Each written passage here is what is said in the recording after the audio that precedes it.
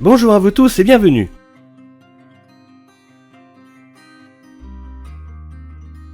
Aujourd'hui, je vous emmène à la découverte de Montépillois.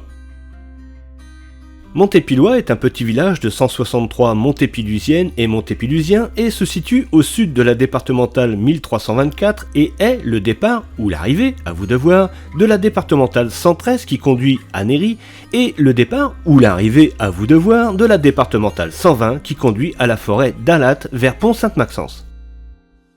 Le village est implanté à l'ouest de la chaîne de collines connue sous le nom de montagne de Rosières à 133 mètres d'altitude. C'est sûrement cela qui a poussé quelques seigneurs ou nobles à construire un château ici. Oui, car Montépillois est surtout connu dans le Valois pour son château et son donjon. Mais ne brûlons pas les étapes, nous y viendrons plus tard.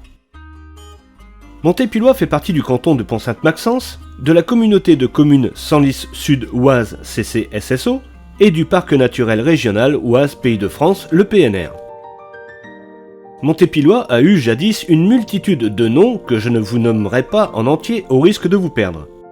Les principaux sont Mons Expelliericus en 1075, Mont Espilloir, Mont Espigloer en 1270, Mont au Pillard au XVe siècle, Mont Épillois, Mont Espilloir pour devenir enfin le Montépillois d'aujourd'hui.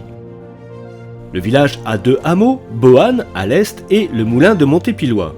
Ce dernier n'est plus qu'une ferme désormais qui fut cependant la propriété de l'abbaye de Chaly durant quelques siècles. Boanne est un petit village qui était jadis beaucoup plus important qu'il ne l'est actuellement, et qui était une paroisse indépendante sous l'Ancien Régime avec même une église.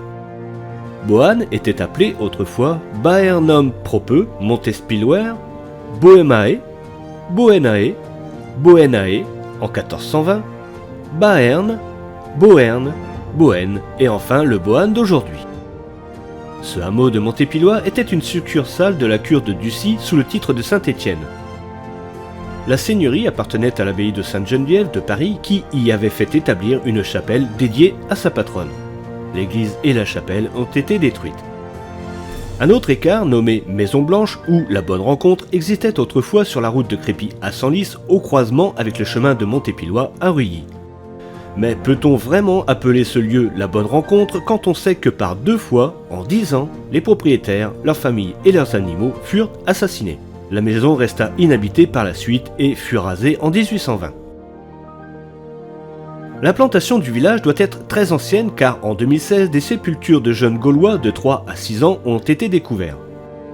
Montépillois est un lieu antique dont la tradition rapporte l'origine à l'une de ces vigies retranchées sur les hauteurs, exploratoria, que les Romains établirent en quantité dans les Gaules pour protéger les routes et surveiller le pays.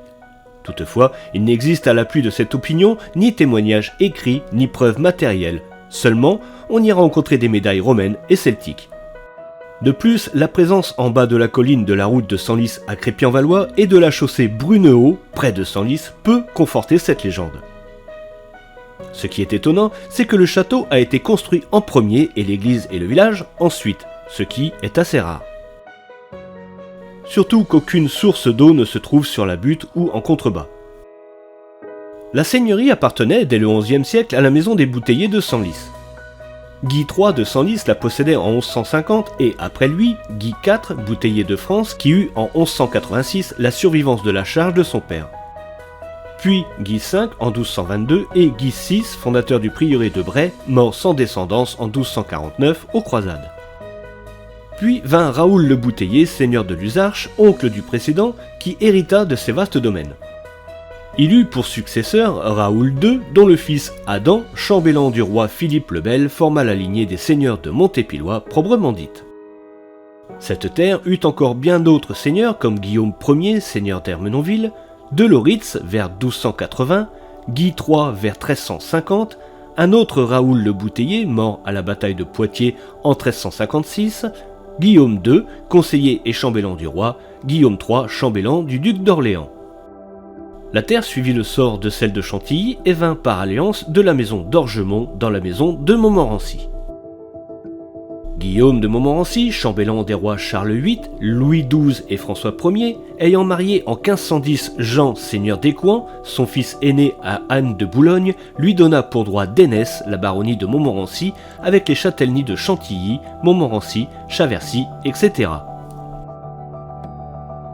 Ici, je m'arrête un peu pour vous éclairer sur certains termes, comme les bouteillers qui étaient des officiers du roi ayant la charge du vin et des vignobles et pouvaient aussi avoir le rôle d'échansons, qui veut dire qu'ils pouvaient servir le roi à table dans les grandes occasions. Le chambellan était chargé du service de la chambre d'un roi ou d'un prince. Et enfin, Chavercy était un hameau de Trumilly, aujourd'hui totalement disparu. Reprenons. La position avantageuse de Montépillois, l'importance de son château en firent une place considérable pendant les guerres du Moyen-Âge. L'armée de Philippe Auguste était campée dans le voisinage en 1183 lors de ses démêlés avec Philippe d'Alsace, comte de Flandre. Les efforts de la Jacquerie échouèrent contre les remparts de la forteresse. Elle demeura sous l'autorité du roi pendant les guerres des Bourguignons au commencement du XVe siècle. Les Anglais de la garnison de Creil qui ravageaient le pays s'en emparèrent en 1420, mais ils furent surpris par Gamache, gouverneur de Compiègne, qui les tailla en pièces et recouvra le château. L'événement le plus connu du village est ce que l'on a appelé la bataille de Montépillois. En août 1429, pendant la guerre de Cent Ans, les forces anglaises du duc de Bedford et françaises de Charles VII vont se faire face sur la plaine entre Montépillois et Senlis. Pendant à peu près 2 jours, les forces en présence vont se jauger, se provoquer, s'insulter, mais à part quelques escarmouches, il n'y aura pas de bataille. Et si cette bataille est restée célèbre dans le Valois, c'est en grande partie dû à la présence de Jeanne d'Arc et de ses hommes auprès de Charles VII. Elle aurait du reste dormi 2 nuits au château de Montépillois. D'ailleurs, Montépillois fait partie de l'association Villes Joanniques, villes qui ont accueilli Jeanne d'Arc comme Orléans, Compiègne, Reims, Rouen et bien d'autres. Bien sûr, pour le château de Montépillois, une vidéo spéciale lui sera consacrée. Allons découvrir l'église Saint-Jean-Baptiste de Montépillois. Cette église, que l'on doit à Guy III, inscrite au monument historique en 1971, date de la fin du XIIe siècle. Elle se compose d'un vaisseau unique de 4 travées et, sous son apparente simplicité, l'église appartient en réalité à 3 époques différentes. Le gros œuvre avec les contreforts, les fenêtres en forme de simples lancettes appartiennent à l'église de Guy III. D'importants travaux semblent avoir eu lieu pendant la première moitié du XIVe siècle et, enfin, l'église dut considérablement souffrir de la guerre de Cent Ans car les voûtes actuelles datent de la fin du XVe siècle. C'est également à cette époque que l'on peut situer les 3 grandes fenêtres au réseau flamboyant qui ajourent le chœur. Le charmant petit portail est très simple mais pourtant d'un style très raffiné. Ses 2 archivoltes et son tympan mouluré sont vraiment très jolis.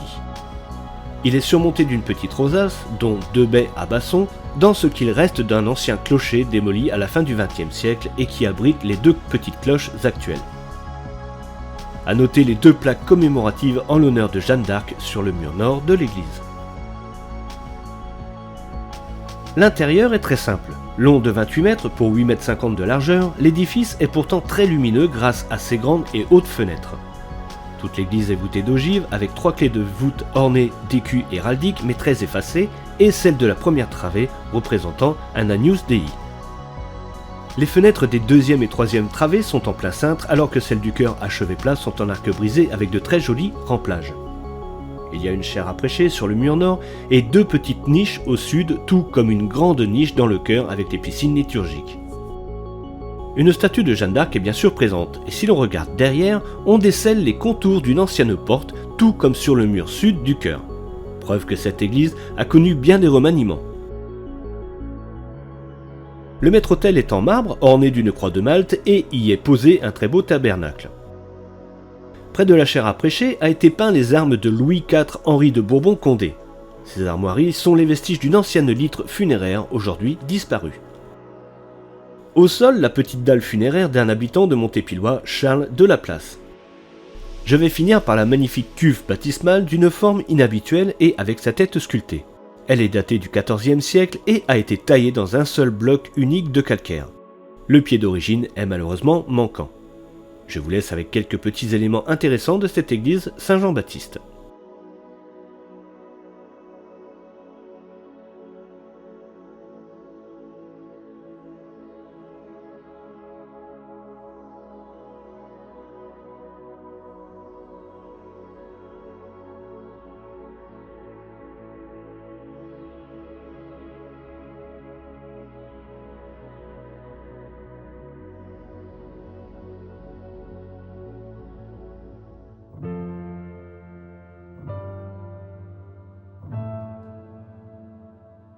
Retournons dans les rues du village. Le monument aux morts se trouve dans le cimetière. Une borne de 1543 près de l'arrêt de bus rue du Four délimitait le territoire du prélèvement de la dîme par les seigneurs dont elle porte les armes. En l'occurrence, ici, ce fut le duc Anne de Montmorency qui fut le premier seigneur à marquer ses possessions par des bornes armoriées.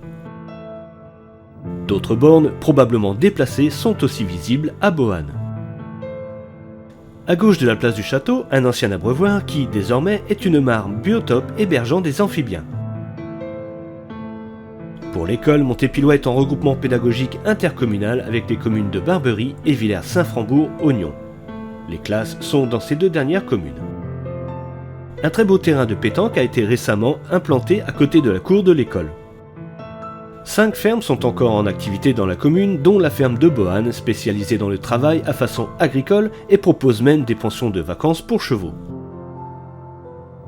Il n'y a plus de commerce dans le village, mais un vignoble implanté en 2022 verra une première récolte cette année et je souhaite une grande réussite aux vignerons de Montépillois.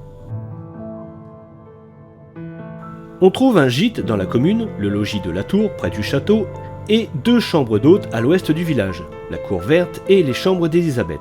3 possibilités de logement pour les amoureux de vieilles pierres, de tranquillité et pour venir découvrir ce village. Et c'est sur cette invitation que se termine la découverte de Montépillois, petit village charmant au passé et au patrimoine riche et intéressant, dont la tour du château est un des symboles du plateau valoisien et qui le dominera encore longtemps, je l'espère. Je tiens à remercier Monsieur Blot, maire de Montépillois, pour son aide et son accueil, ainsi que toutes les personnes qui m'ont aidé pour la préparation de cette vidéo. J'espère vous retrouver bientôt pour une nouvelle découverte, et en attendant, n'hésitez pas à partager, commenter et mettre un j'aime si cette vidéo vous a plu, et n'oubliez pas de vous abonner et d'activer la petite cloche pour ne pas manquer les prochaines découvertes.